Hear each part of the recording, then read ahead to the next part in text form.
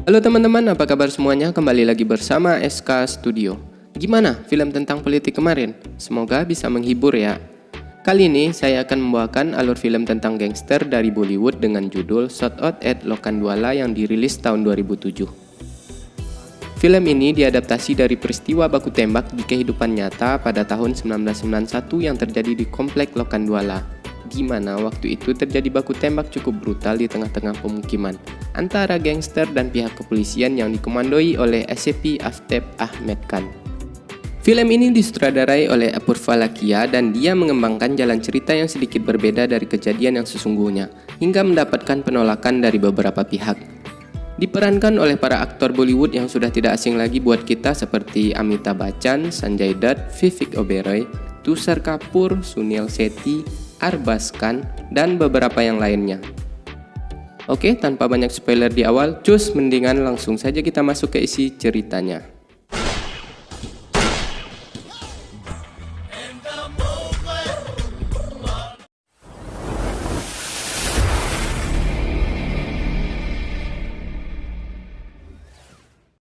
Film dibuka dengan memperlihatkan reporter TV Mita Matu yang sedang meliput berita di lokasi tempat terjadinya insiden baku tembak. Dia mempertanyakan tindakan polisi yang telah membahayakan ratusan nyawa warga hanya untuk memburu 5 orang gangster. Bisa kita lihat ribuan selongsong peluru di tengah pemukiman warga, di mana kejadian tersebut terjadi di siang hari bolong di saat orang-orang sibuk beraktivitas. Bagaimana jika peluru-peluru tersebut nyasar dan malah mengenai para warga yang berada di sekitar TKP?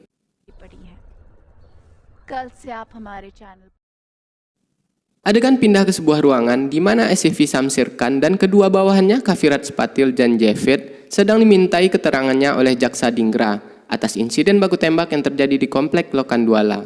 Sekarang, Khan dan anggotanya terkena sanksi skor hingga kasus penyelidikan selesai. Khan merasa tindakan yang telah mereka lakukan tersebut sudah benar, menghabisi para kriminal berbahaya sebelum mereka berbuat hal-hal yang tidak diinginkan. Pada tahun 1984 telah dilakukan operasi Blue Star, di mana operasi tersebut bertujuan untuk membersihkan kelompok militan Sikh yang berada di daerah Punjab. Namun setelah operasi tersebut, para militan yang berhasil lolos menyebar dari daerah Punjab hingga sampai ke Mumbai, dan mereka berkembang dengan cepat. Dan di tahun 1990, Khan kehilangan anak buahnya saat bertugas, namanya Abhishek Mahatre. Mahatre kala itu melihat mobil yang mencurigakan, lalu dia mengejarnya. Rupanya di mobil tersebut berisikan kelompok militan Sikh.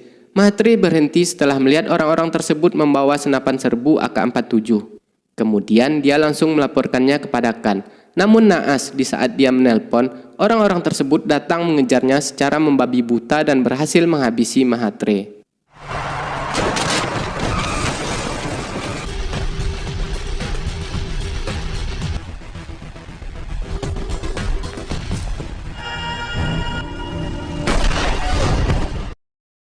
Sedikit info ya, Sikh adalah pengikut Sikhisme yang merupakan agama panteistik yang berasal dari abad ke-15. Basis terbesar mereka berada di India, lebih tepatnya di Punjab, dan menyebar ke seluruh dunia. Kebanyakan dari mereka biasanya tidak pernah memotong rambutnya, menggunakan sorban, dan memakai gelang besi.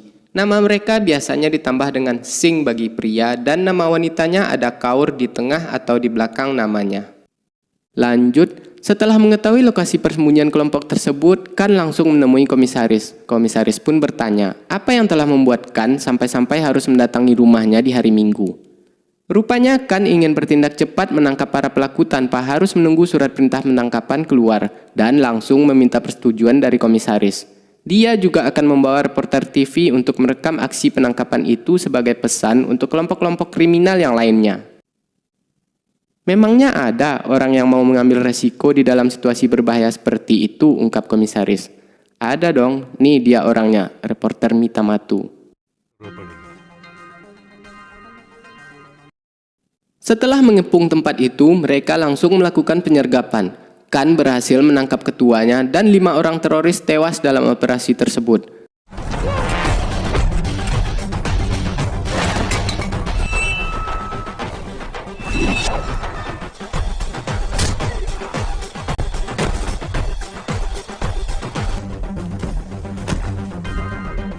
Reporter Mitamatu memuji aksi yang dilakukan oleh Kan, sampai-sampai istri Kan di rumah menjadi cemburu.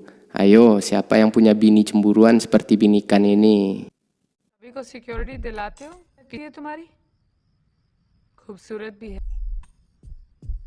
इसे तो स्टार होना चाहिए था Setelah kejadian tersebut, Kan membuat sebuah tim bernama ATS, Anti-Terrorist Squad, yang terinspirasi dari tim SWAT Amerika. ATS berisikan 27 orang polisi berbakat, lalu menempatkan mereka di pelatihan fisik dan mental yang intensif untuk menjadi cepat, efisien, dan mematikan. Terlihat Jaksa Dingra tidak terkesan sama sekali. Dia malah mengolok-olok tim yang dibuat oleh Kan tersebut. Menurutnya, aksi-aksi yang dilakukan oleh ATS tak lebih dari seorang preman yang menggunakan seragam. Dingra ngotot minta penjelasan mereka atas semua tuduhan terhadap ATS, mulai dari penyiksaan tahanan, baku tembak di tempat umum, dan membunuh langsung pelaku kriminal tanpa melalui proses hukum. Lalu Javed mengatakan, kita tidak bisa mengetahui kebenaran dan kebohongan di atas kertas. Faktanya, Mumbai telah dikontrol oleh dunia bawah atau mafia, yang diperintah langsung oleh bosnya yang berada di Dubai. Banyak gangster yang bekerjasama atau berafiliasi dengan para don mafia ini. Salah satunya Maya Bai. Maya dan gengnya ini berhasil mencuri perhatian dari mafia karena aksi-aksinya dalam melakukan pemerasan. Jika orang tersebut tidak mau memberikan uang, dia tidak segan-segan untuk menghabisinya. Bahkan si Maya ini urat takutnya udah putus. Dia membunuh polisi di dalam penjara.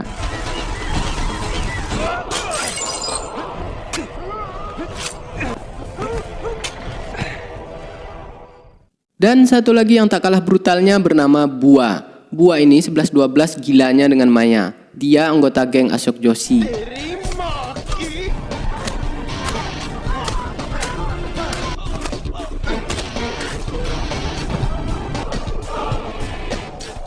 Maya berhasil mengajak Bua ke dalam gengnya. Waktu itu, Bua bayar utang ke teman gengnya. Lalu orang tersebut dihabisi oleh Maya. Dan di saat anggota geng Ashok sedang nongkrong, datang geng Maya dan langsung membantai mereka yang hanya menyisakan Bua. Lalu Maya mengembalikan uang Bua tadi. Karena aksi-aksi brutal mereka, Maya Bai berhasil menjadi top gangster di Mumbai.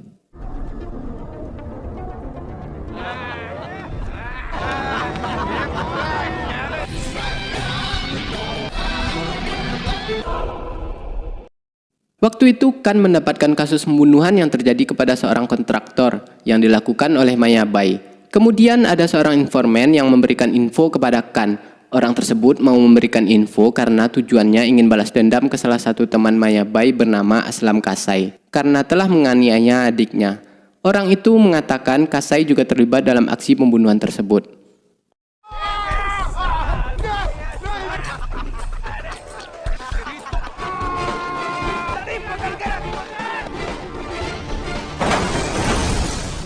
Adegan pindah ke rumah Maya di mana Maya dan rekan-rekannya berkumpul. Terlihat juga di sana ibu Maya. Tampaknya dia sudah tidak aneh lagi dengan bisnis yang dilakukan oleh anaknya tersebut. Bahkan dia juga ikut bercanda dengan mereka menggunakan senjata. Tak lama kemudian ada telepon. Rupanya telepon tersebut datang dari bos mafia yang berada di Dubai. Dia memperingati Maya lain kali jika Maya mau membunuh orang, lapor dulu kepada dia. Maya terlihat kesal dengan aturan bosnya tersebut. Tiba-tiba emak Maya nyeletuk. Kalian semua bodoh, begitu menurut dengan dia. Sementara dia hanya memberikan perintah dari kejauhan. Tinggalkan saja dia dan bentuk geng kalian sendiri. Dia dulu menjadi bos karena menyingkirkan seseorang. Perkataan ibu Maya tersebut sontak membuat mereka semua diam.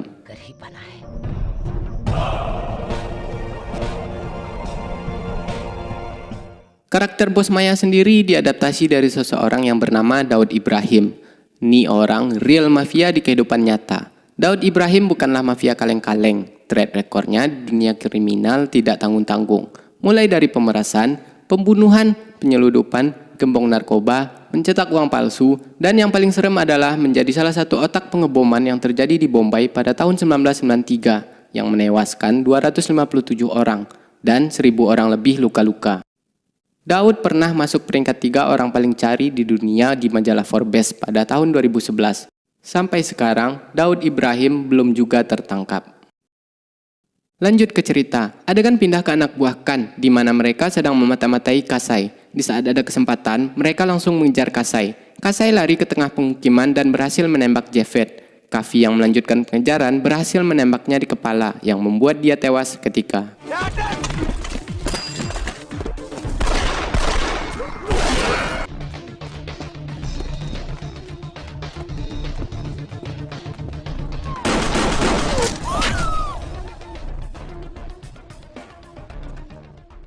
Melihat temannya tewas, Maya langsung datang ke rumah informan, tapi dia sedang tidak berada di rumah. Alhasil adiknya menjadi amukan Maya Bai. Kok Maya tahu ya siapa orang yang memberikan info kepada polisi? Ya pasti tahu, Maya kan juga mempunyai informan di kepolisian. Banyak oknum polisi yang disuap oleh para gangster dan mafia. Adik informan tersebut dibunuh secara brutal di hadapan para warga yang lainnya. Bukannya menyuruh warga tutup mulut, Maya malah menyuruh mereka mengatakan hal yang sesungguhnya kepada polisi. Niatnya nantangin gitulah.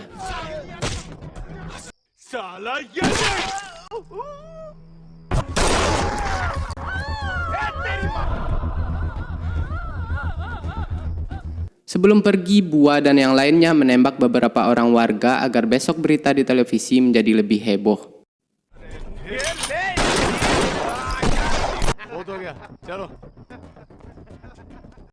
Singkat cerita, Maya memeras seseorang kontraktor yang bernama Wadani. Maya meminta uang 40 lak kepada bapak itu. Walaupun diancam, bapak itu tetap menolaknya. Dia yakin bos Maya akan memberikan perlindungan.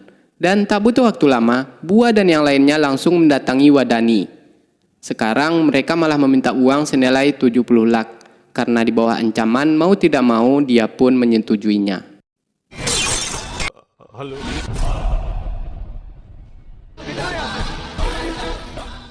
Lagi-lagi si bos dari Dubai menelpon Maya. Si bos mengatakan kalau orang yang Maya peras tadi adalah partner langsung mereka dan menyuruh Maya meminta maaf kepada Wadani. Namun kali ini Maya songong, dia menentang si bos. Maya tidak akan pernah meminta maaf pada siapapun dan aku akan memeras semua uang yang dia miliki, ungkap Maya. Nih efek dari perkataan mak Maya tadi nih. Tan menjadi bumerang sendiri buat Maya. क्या चाहता है? अक्का पैसा तो अपन लेंगे ही. Adegan pindah di saat Kan mencoba melakukan pendekatan kepada emak Maya. Tujuan Kan tersebut ialah memberikan kesempatan untuk Maya berubah dan menyerahkan diri. Namun ibunya memiliki pandangan lain. Dia menyalahkan polisi atas masa lalunya. Di saat suaminya dulu sering berbuat kekerasan kemana polisi saat itu. Sampai-sampai Maya membunuh bapaknya tersebut.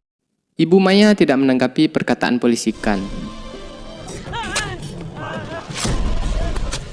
Di sisi lain, Kavi datang menemui pacar Bua yang merupakan seorang penari di bar. Pelongoknya si Kavi ini di saat melihat pacar Bua di acara pernikahan, dia langsung memaki-maki wanita tersebut dan bertanya, mana baju seksi yang sering lu pakai? Kok bisa ya, seperti lu menjadi penari di keluarga baik-baik seperti ini? Rupanya wanita itu datang ke sana bukanlah untuk menari, dia adalah tamu undangan. Lain kali tanya dulu Bambang, jangan langsung ngegas. वैश्या ये तुमने चीचा Dan si Jafet datang ke rumah orang tua Patu. Patu ini teman Maya yang ini nih. Orang tua Patu mengatakan kalau Patu sudah lama nggak pulang, tapi info dari tetangga Patu sering pulang ke sini, ungkap Jafet. Lalu Jafet mengancam orang tua Patu karena telah melindungi pelaku kriminal. समझे Tindakan yang diambilkan untuk mendekati keluarga Maya Bai malah menjadi bumerang buat mereka.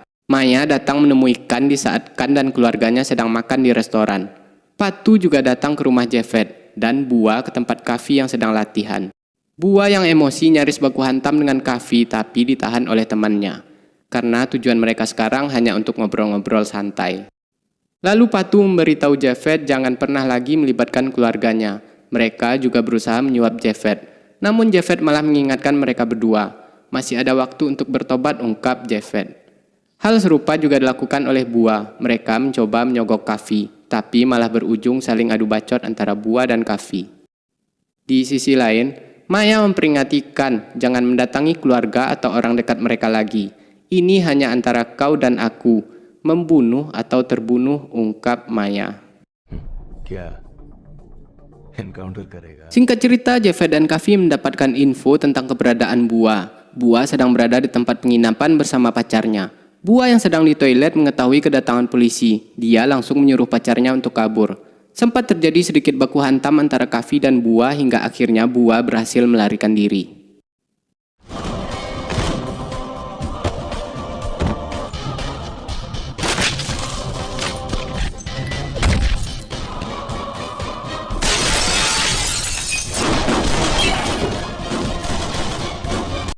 Dan tibalah kita di hari terjadinya perang antara Maya Bai dan polisi.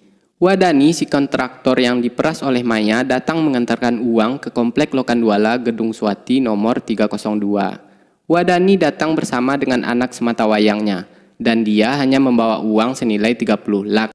Maya yang sebelumnya meminta 70 lak tidak mau menerima alasan apapun dari Wadani dan menyuruhnya untuk mengambil sisanya. Sementara itu, hingga Wadani kembali, anaknya harus tinggal. Wadani yang ketakutan anak sematawayangnya akan dibunuh oleh Maya langsung melapor kepada si bos mafia. Sebenarnya si bos ini yang menyuruh Wadani untuk memberikan uang kepada Maya senilai 30 lak saja. Lalu Wadani memberikan alamat tempat Maya sekarang kepada si bos. Ya, namanya juga mafia, kalau nggak cerdas nggak bakalan jadi mafia. Si bos langsung menelpon Kan dan memberikan alamat tersebut kepada Kan. Si bos mengatakan kepada Kan tak satupun dari mereka boleh hidup. Ya, tentu saja yang diuntungkan di sini si bos mafia ini. Tanpa mengerahkan uang dan tenaga, dia bisa menghabisi bawahannya yang membangkang dengan mudah. Di sisi lain, Kan juga sudah lama mengincar Maya. Di depan jaksa, Kan sempat berdalih, katanya dia mengetahui lokasi Maya dari informannya. Namun jaksa tidak sebodoh itu. Jaksa mengetahui dari intelnya kalau ada panggilan yang masuk ke Kan dari Dubai pada hari kejadian tersebut. Kembali ke Maya Bai, temannya yang biasa dipanggil Arsi ini mengalami mimpi buruk di siang bolong. Dia dihantui oleh sebuah keluarga yang pernah dia bantai. Keluarga tersebut adalah korban salah target mereka. Dia pun menjadi bahan olok-olokan oleh Bua dan yang lainnya. Patu juga menjadi bahan candaan mereka karena pertama kali membunuh orang dia sangat ketakutan. Hingga akhirnya Patu kesal lalu pergi keluar. Dan di saat mereka menikmati goyang dari anak Wadani, datang Patu dengan wajah pucat.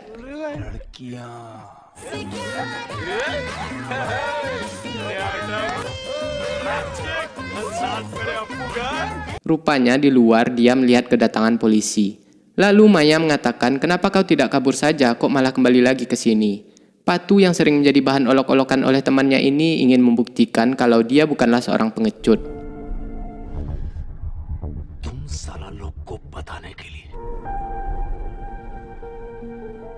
Maya sadar bahwa dia telah dijebak dan langsung menelpon si bos. Dan berkata kepada si bos, jika dia berhasil lolos dari tempat itu, dia akan pergi mencari si bos ke Dubai.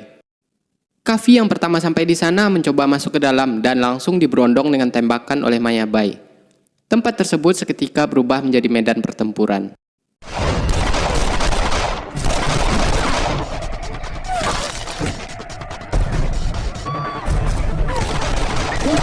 Untuk mencari tahu tindakan apa yang akan dilakukan polisi terhadap mereka, Maya menyuruh anak Wadani lari keluar sambil mengangkat tangan.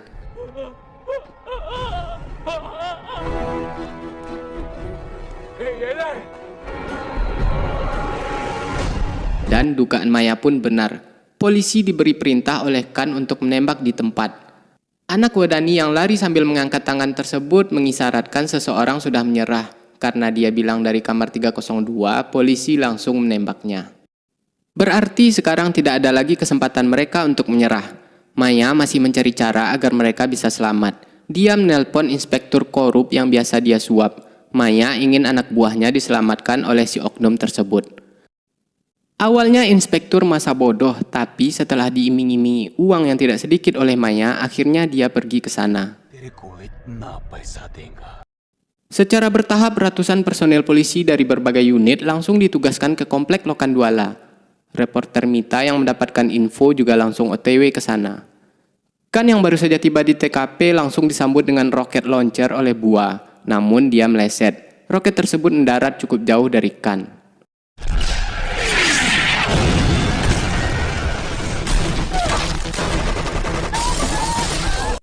Lalu terjadi baku tembak di antara mereka. Ratusan peluru ditembakkan ke bangunan tersebut hingga bangunan itu terlihat seperti sarang lebah.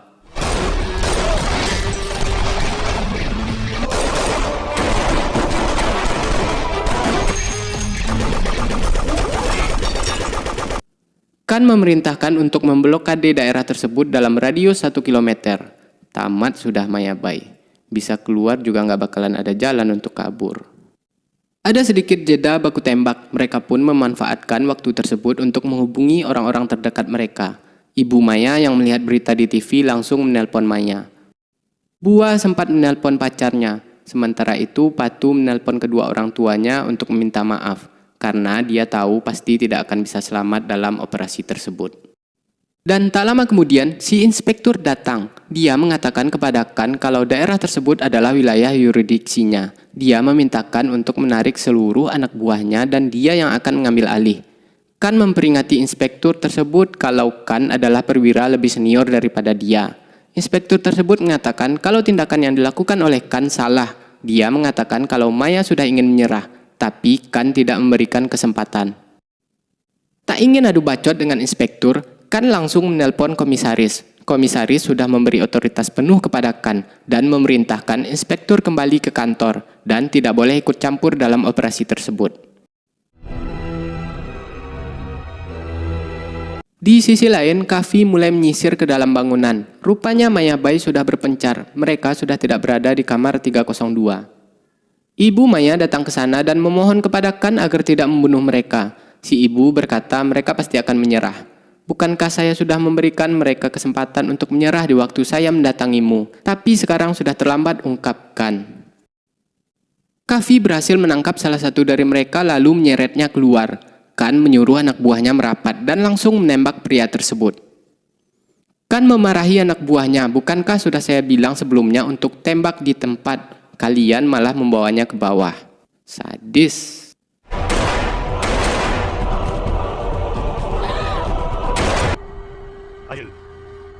लोगों को लेकर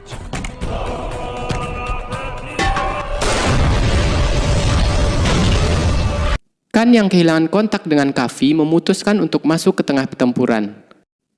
Rupanya Kavi selamat dari ledakan tabung gas yang dilemparkan oleh Maya. Kemudian dia baku hantam dengan Bua. Sementara itu di atap gedung Arsi terpojok oleh Javed. Lalu Maya baku hantam dengan Kan. Di saat-saat terakhir, Arsi masih dihantui oleh keluarga yang pernah dia bunuh. Tak lama kemudian datang Patu. Patu dilempar dari atas gedung oleh Javed.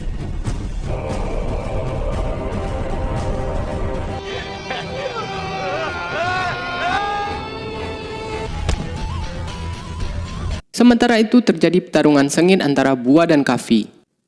Bua tepar setelah ditimpuk menggunakan TV tabung oleh Kavi. Kemudian Bua diseret ke bawah. Untuk memastikan dia tewas, Kavi pun menembaknya.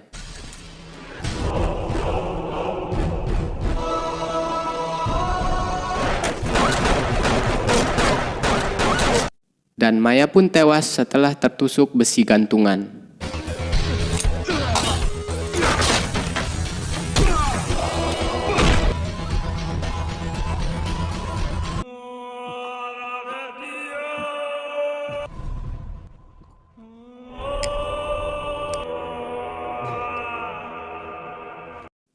Kita kembali ke ruangan Jaksa Dinggra. Tak heran jika aktivis HAM berunjuk rasa, ungkap Dinggra. Kan mengatakan keberatan. Jika orang seperti Maya masih berkeliaran, orang-orang tidak akan bebas dan takut untuk berbicara. Berkat dialah para penjahat seperti Maya menjadi takut kepada polisi. Seseorang akan berpikir dua kali jika ingin melakukan pembunuhan. Dan apa untungnya jika mereka masih hidup, ungkapkan. अपनी बातें कह सकते हैं। Adegan pindah ke ruangan sidang. Dinggra mengatakan dia tidak ingin berdebat panjang lebar. Dia hanya ingin memberikan pertanyaan kepada semua orang, bukan tentang hukum ataupun kasus yang sedang ditangani. Lalu dia bertanya, kita semua mempunyai keluarga. Jika istri dan anak kita sedang berada di rumah, kemudian ada seorang pria berdiri di luar rumah yang memegang senjata, lalu siapa pria tersebut yang kalian inginkan, ungkap Dinggra. Maya kah? Bua? Atau SCP Samsir Kan? Pertanyaannya singkat, tepat, padat. Dinggra yang awalnya tidak senang dengan cara Kan menjalani tugas harus memilih untuk mendukung siapa. Si Kan polisi barbar dengan anggotanya, namun target sasarannya jelas kepada pelaku kriminal. Atau Maya dan gengnya juga berisikan orang-orang gila yang tidak berpikir dua kali untuk menghilangkan nyawa orang lain. Akhirnya Samsir Kan dan ETS dinyatakan tidak bersalah di persidangan tersebut. Di akhir film, kita melihat para gangster yang telah terbujur kaku dipindahkan ke mobil. Dan sekarang kita akan sedikit membahas film ini. Shout out at Lokhandwala. Meski banyak mendapatkan penghargaan dan nominasi, film ini juga tak lepas dari beberapa penolakan. Pertama datang dari kaum Sikh. Kaum Sikh menolak film tersebut karena di sana mereka ditampilkan sebagai ekstremis atau teroris. Memang dulu ada sih kelompok militan dari kaum Sikh pada tahun 1983. Mereka menduduki daerah kuil emas yang merupakan tempat suci kaum Sikh yang berada di negara bagian Punjab. Pada bulan Juni tahun 1984, Indira Gandhi selaku Perdana Menteri India pada waktu itu memerintahkan untuk melakukan operasi Blue Star dengan tujuan merebut kembali wilayah tersebut dan menumpas para kelompok militan. Hanya selang beberapa bulan, tepatnya 31 Oktober 1984, Indira Gandhi tewas dibunuh oleh dua pengawalnya sendiri yang merupakan orang Sikh. Kemudian film ini mendapatkan penolakan dari keluarga Maya. Maya Dolas nama aslinya, ini dia orangnya. Ibu Maya menuntut ke pengadilan agar si produser membuat ulang film tersebut. Ibu Maya tidak terima dia dianggap sebagai pemicu anaknya menjadi seorang kriminal, dan Maya tidak pernah membunuh ayahnya. Bahkan ayahnya hidup lebih lama daripada Maya. Kemudian produser membantahnya. Kata produser, film ini adalah film fiksi, bukan film dokumenter. Mereka telah menulis pernyataan sebelum film diputar. Dan yang terakhir datang dari Chota Rajan. Dia keberatan dengan film ini. Katanya film tersebut memutarbalikkan fakta. Pernyataan Rajan tersebut dibantah oleh Aftab Ahmed Khan selaku orang yang terlibat langsung di peristiwa baku tembak di Lokhandwala. Dia mengatakan beberapa media merekam secara langsung peristiwa tersebut. Kejadian di film nyaris sama dengan yang terjadi di Lokhandwala waktu itu. Chota Rajan ini adalah real mafia di dunia nyata. Berhasil ditangkap di Bali pada tahun 2015 atas informasi Interpol Australia dan dideportasi ke India. Chota Rajan ini dulunya ajudan Daud Ibrahim. Setelah kejadian 1993, Chota Rajan pisah dari Daud dan menjadi musuh bebuyutannya hingga sekarang. Rajan sering memberikan informasi-informasi tentang keberadaan Daud kepada kepolisian India. Dan karakter Bua di film berasal dari Dilip Bua. Ini dia orangnya. Kemudian SCP Aftab Ahmed Khan yang memimpin polisi di saat penyerangan pada tahun 1991 ikut bermain di film ini. Dia sebagai atasan Khan di film. Dia berperan sebagai Komisaris Krishnamurti. Dia adalah Aftab Ahmed Khan yang sesungguhnya, pendiri ATS. Sekarang dia terjun ke dunia politik. Oke, sampai di sini dulu untuk videonya. Terima kasih sudah mampir di channel kami. Jangan lupa like, komen, dan subscribe jika menurut kalian video-video kami cukup menarik untuk ditonton. Sampai ketemu lagi di video kami berikutnya. Wassalamualaikum warahmatullahi wabarakatuh.